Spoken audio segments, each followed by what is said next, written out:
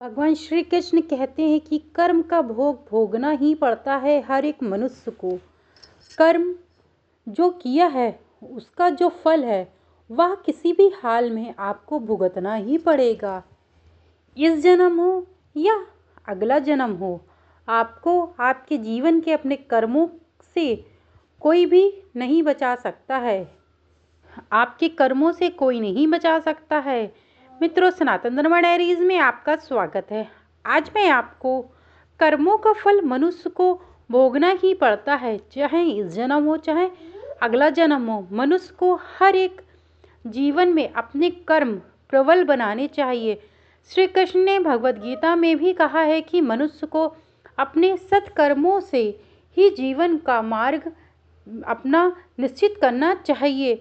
यदि किसी भी मनुष्य के जो कर्म है वह बिगड़ गए और अपने जीवन को नरक के बराबर बना लेते हैं, हर एक मनुष्य को इस बात से अवगत रहना चाहिए। इसी के द्वारा मैं आपको एक कथा के माध्यम से अवगत कराने जा रही हूँ कि मनुष्य का देखिए, जो मनुष्य ने कर्म किए हैं वह किस प्रकार से पुनः मनुष्य को भोगना ही पड़ता है। तो चलिए आपको मैं अवगत कराना प्रारंभ करती हूँ। एक निवेदन है आपसे, इस कथा को आप पूरा सुनिएगा, अंत तक अवश्य सुनिएगा। इसको सुनने मात्र से आपके जीवन में आप देखेंगे कि कोई ना कोई बदलाव होना जरूर प्रारंभ होगा। यदि आप गलत मार्ग पे होंगे तो सत्कर्म के मार्ग में अपने आप ही चलना प्रारंभ कर देंगे। तो चलिए आपको मैं इस कथा का श्रवण कराना प्रारंभ करती हूँ। एक साहूकार था, वह बहुत गरीब था। उसका एक मित्र था, दोनों साथ में रहा करते थे। जो उसका मित्र था वह बहुत धनवान था और अपने जीवन में हर एक कर्म बहुत सोच समझ के किया करता था। आपस में दोनों मित्रों के बीच में बहुत प्रेम भाव था और जीवन में दोनों ही मित्र बहुत खुशी खुशी रहा करते थे। जो मित्र थे वह आपस में सदैव भाईचारा के रूप में रखते थे। ना ही किसी को किसी चीज़ से मतलब था और ना ही किसी को किसी चीज़ से मतलब था। लेकिन कहते ना, समय की गति बहुत ज़्यादा अवगति में होती है, यानी कि समय की गति कभी भी बदल सकती है। ऐसे ही धीरे धीरे समय बीतने लगा। जो उसका धनवान मित्र था वह शीघ्र शीघ्र अपनी पढ़ाई को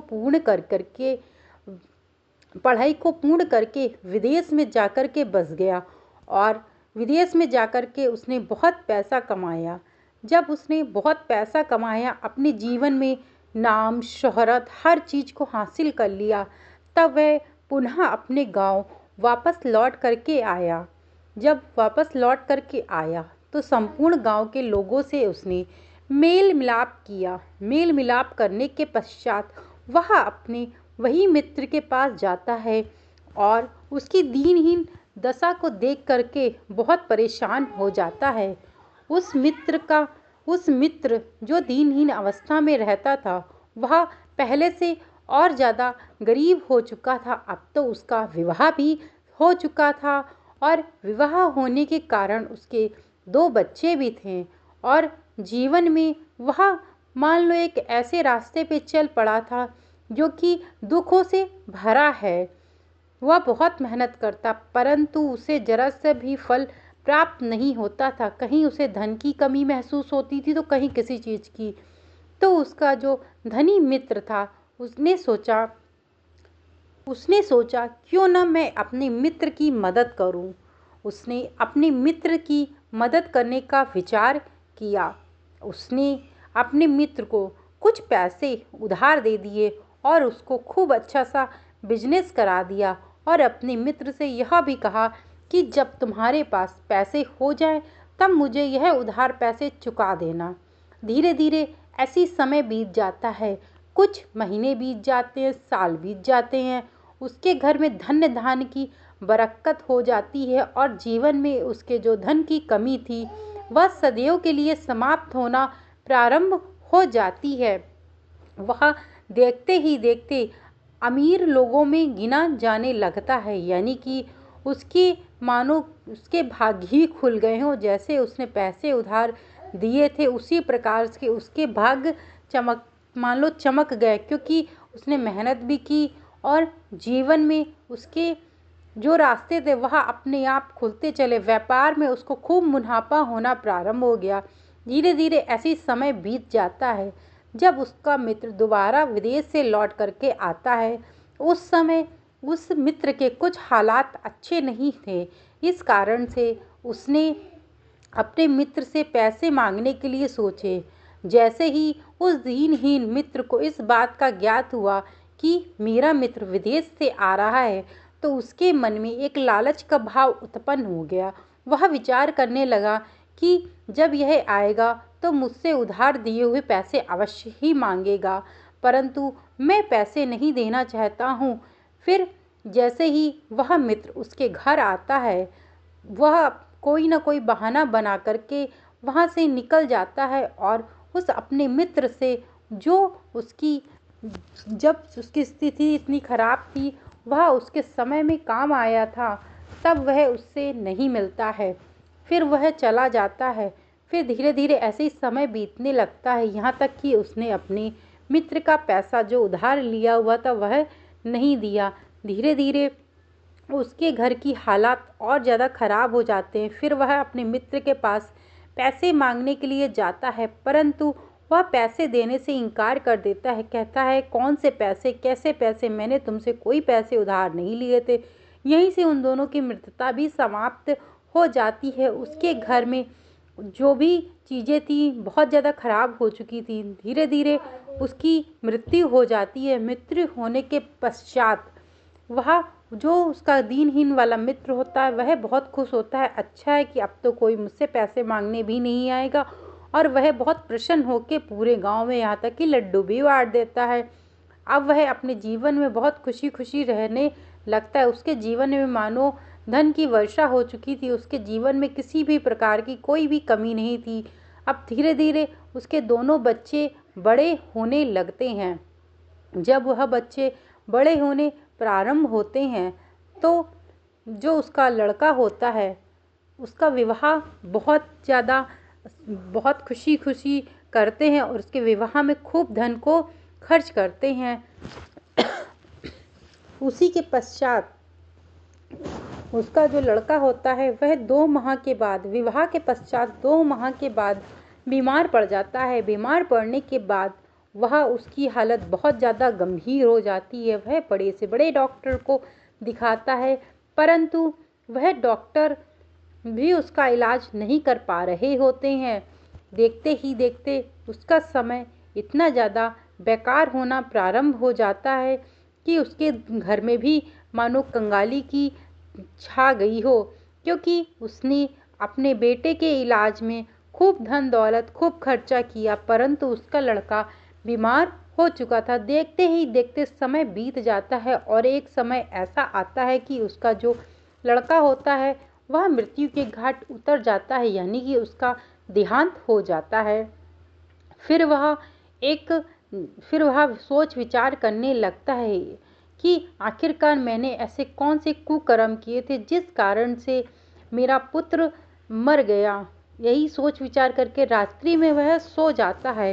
तभी स्वप्न में यही विचार कर रहा होता है तो वह उसका जो मित्र था वह स्वप्न में आता है और कहता है कि हे मित्र, तुमने मुझे धोखा दिया था। मैं उस धोखे का जितना पैसा था वही लेने के लिए मैं तुमसे तुम्हारे घर में जन्म लेकर के आया था। मैंने संपूर्ण पैसा तुम्हारा ले लिया है। अब देखो, यहाँ तक कि पैसा तो पैसा, सूद समेत सारा पैसा मैंने, अपना सारा धन दौलत सब ले लिया है और तुम्हारे जीवन में आज कंगाली के अलावा कुछ नहीं है।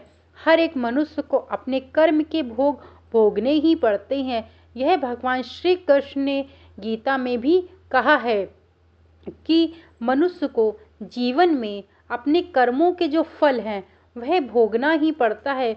कभी अच्छा समय आता है तो कभी बुरा समय आता है, परंतु मनुष्य को कभी भी अपने सत्कर्मों के मार्ग से कदापि भटकना नहीं चाहिए। यही समय वो समय होता है जब मनुष्य को धैर्य बना करके रखना चाहिए, और देखते ही देखते यह भी समय उसकी नज़रों से ओझल होना प्रारंभ हो जाता है। तभी ऐसे जीवन में ऐसे समय के लिए मनुष्य को सदैव तैयार रहना चाहिए, क्योंकि हर एक मनुष्य ने अपने जीवन में कोई ना कोई पाप अवश्य ही किए होते हैं। इस कारण से मनुष्य को अपने जीवन के ऐसे दुख कर्म के लिए सदैव मनुष्य को तैयार रहना चाहिए और सत्कर्म करते रहना चाहिए।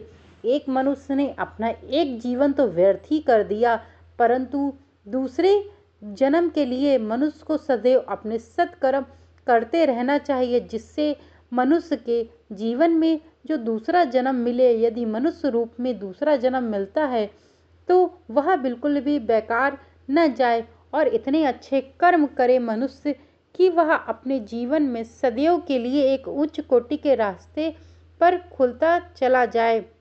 आखिरकार इतनी पूजा पाठ करने वाला मनुष्य ही इतना दुखी क्यों रहता है? एक बार की बात है कि अर्जुन भगवान श्री कृष्ण से, क्योंकि यदि आप गीता पढ़ते हैं और सुनते हैं तो आपके सारे प्रश्नों का जो हल है केवल और केवल भगवत गीता में ही रहता है। एक बार की बात है कि अर्जुन भगवान श्री कृष्ण ने कहते हैं कि हे पार्थ, जीवन में सुख दुख आता रहता है, परंतु मुझे यह कदापि समझ नहीं आता जो आपकी ज़्यादा पूजा पाठ करता है वह सदैव दुखी क्यों रहता है। तब भगवान श्री कृष्ण कहते हैं कि मनुष्य के जीवन में सदैव सत्कर्म के मार्ग खुले रहते हैं, परंतु वह सदैव अपने अंधकार के रूप में जीता है, यानी कि आंखों में पट्टी बांध लेता है और गलत रास्ते पे चलना प्रारंभ कर देता है। जो मनुष्य अपने कर्म के बलबूते अपने लक्ष्य को प्राप्त कर सकता है, यानी कि मनुष्य को सदैव सत्कर्म करते रहना चाहिए। मनुष्य इस जन्म के ही नहीं बल्कि पिछले जन्म के भी वह पाप भोग रहा होता है। हो सकता है उसने इस जन्म में तो कोई ऐसा पाप नहीं किया है, लेकिन पिछले जन्म के जो पाप हैं वह तो भोगने के लिए उस मनुष्य का जन्म हुआ है।